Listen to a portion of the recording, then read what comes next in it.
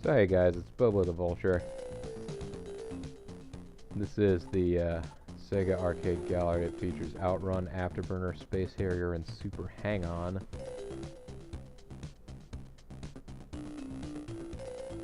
I've not played the Shantae games. Let's give Space Harrier a go. Again, I have no idea what the control types are because it doesn't actually say.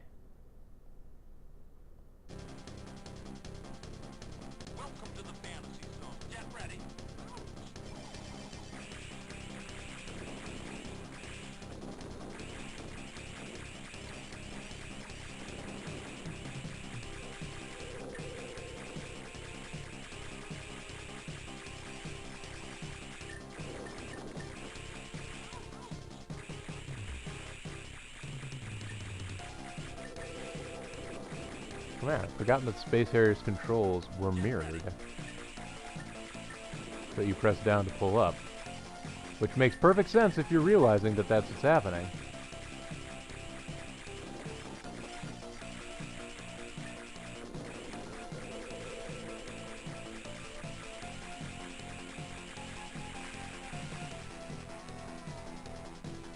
Oh, ouch.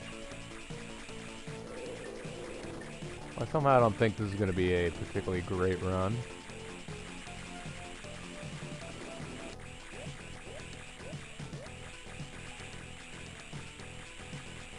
Oh yeah, big dragon boss. I remember this now.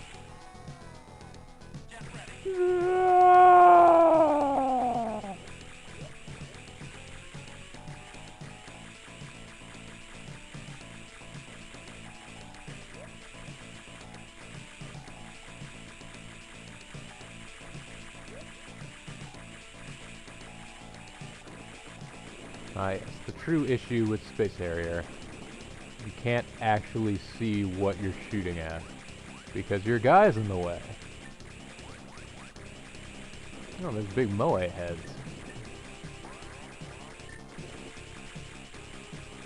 Oh, and they started taking off.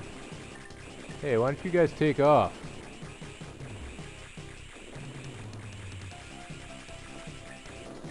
Planet Giza has floating Easter Island heads everywhere. Cool. Oh, some of them are on the ground. I'll take care of that.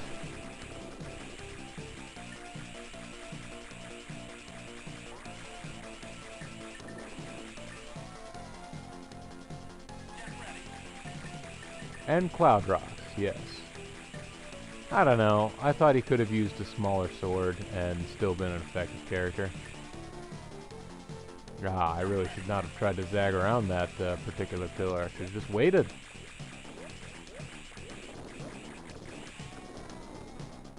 Oh, and that's... Nope, that's not the end of me. Alright. Oh, that is the end of me. Oh! Do I have...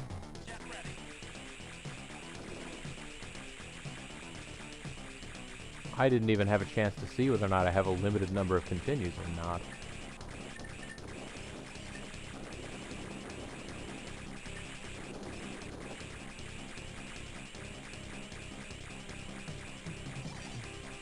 If I have auto fire, that would have been a lot better to have known earlier on.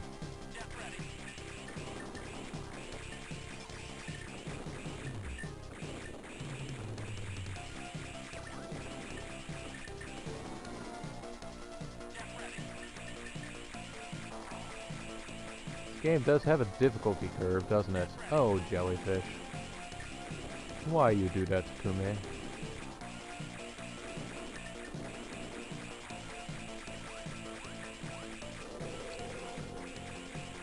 Anybody know / remember? Oh, okay, I do have a limited number of credits. Anybody happen to know or remember the story of Space Harrier? Why are we flying around in all of these planets shooting at monsters? Who are not really necessarily even monsters. They may just be the resident animals of any of these planets. They just appear to be scooting by on a jetpack, blowing them up.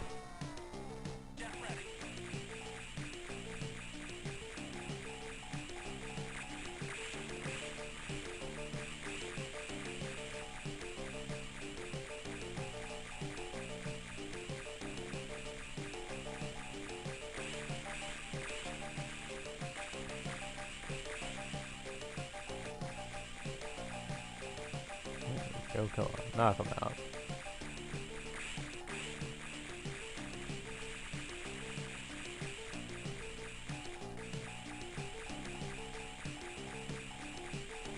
I got one of them down.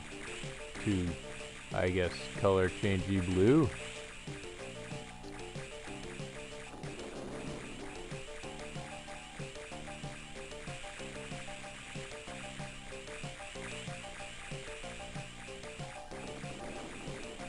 There he goes. We need to make a Star Fox game based on this. Okay, so we're flying through a tunnel with some kind of poles here.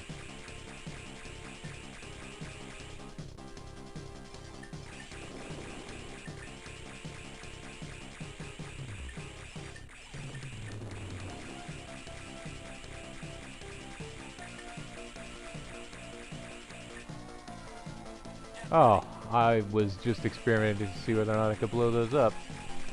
If I can, it takes more shots than I had managed to, these guys got off their shots on me. Boo.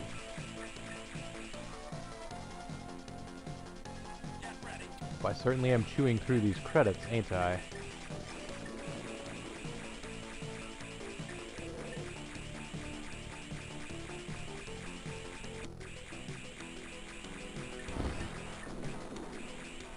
I have been assured that there is a wall of text that is the Space Harrier story. That sounds great! Holy shit!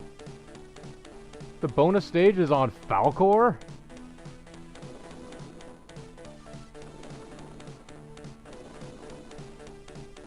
Oh, Falcor's supposed to be hitting all of the trees.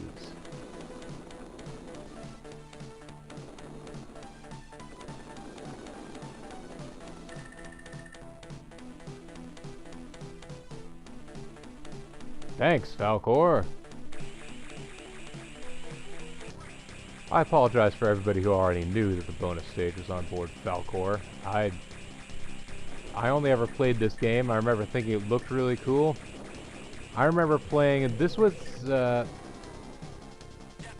game that got really solid ports on the Genesis and on the TurboGrafx 16 fairly early on in both of their lifespans. So, back when they had like little game stations at like department stores and electronics stores for you to try out the latest consoles and stuff. I guess they still have those at like GameStops.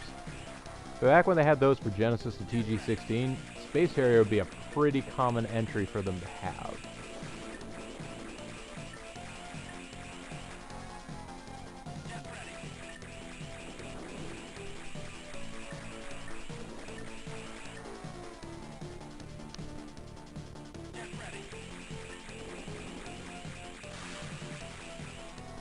Somehow I feel like the wall of text that is the Space Harrier story is going to turn out to be that we are fighting some evil space lord who has enslaved a bunch of planets somehow. That, boy, these fighters sure are pretty tough.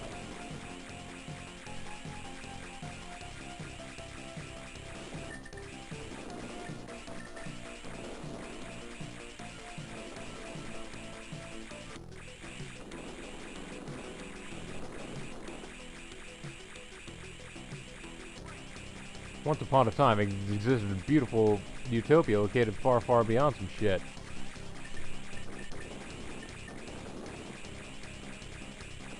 Hey, these are our friends from the menu, the one-eyed mammoths.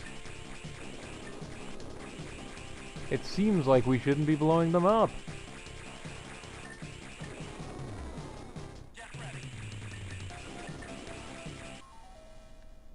Well, here we go.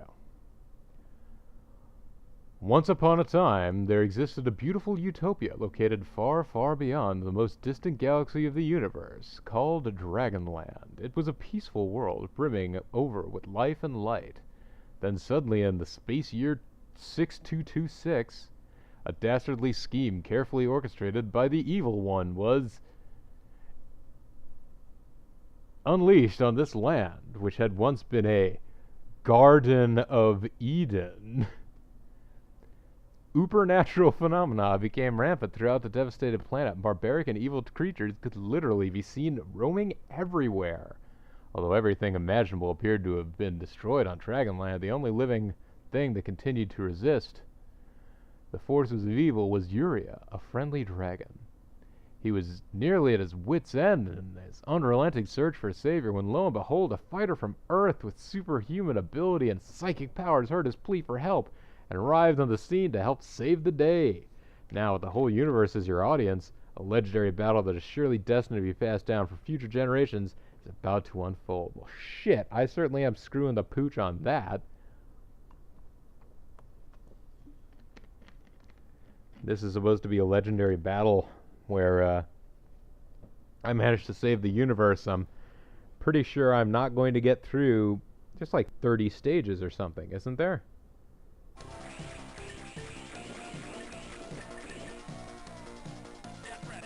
And I just tripped over a rock.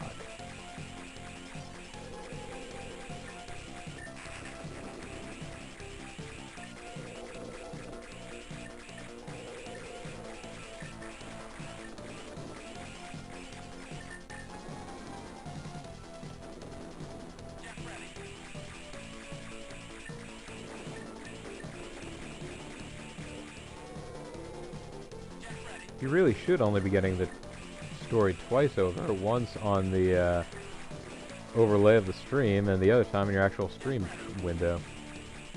How did I not see the rock coming? I'm psychic.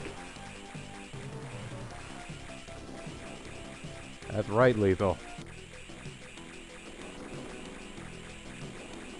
Interestingly enough, I seem to find fighting the bosses significantly easier than the stages, where there's just too dang much to trip on. Oh, well, especially when they just leave like that. That probably isn't a good sign.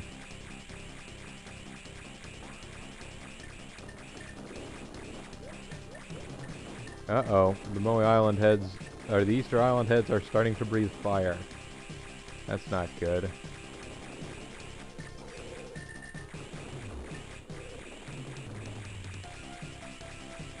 Ha ha ha, you fools. Instead of shooting where I was, you should have been shooting where I was going to be. Ow. That guy did.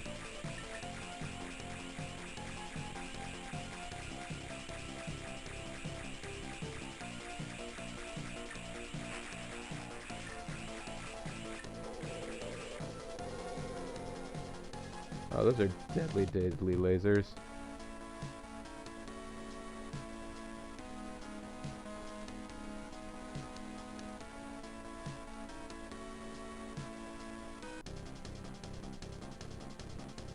Well, that's Space Harrier, everybody. I don't think I have the internal discipline or resources to ever become the absolute pro necessary to beat this game, so you might want to find a run-through of it if it does interest you. Alas, Dragonland was boned. It's a neat, fun game. I remember, I mean, old Sega arcade games back in the day, I mean, hell, all the way up through, like, you know, the late 90s, the early 2000s, like, honestly, during all of their console-making games, but they are always just really bright, saturated, colorful things. They had such peppy music. I mean, Daytona USA, just think about that one. That's even later than this, but its predecessors you can see. So colorful, amazing. Anyways, I'm gonna go ahead and exit here and come back out to the horrible GBA music.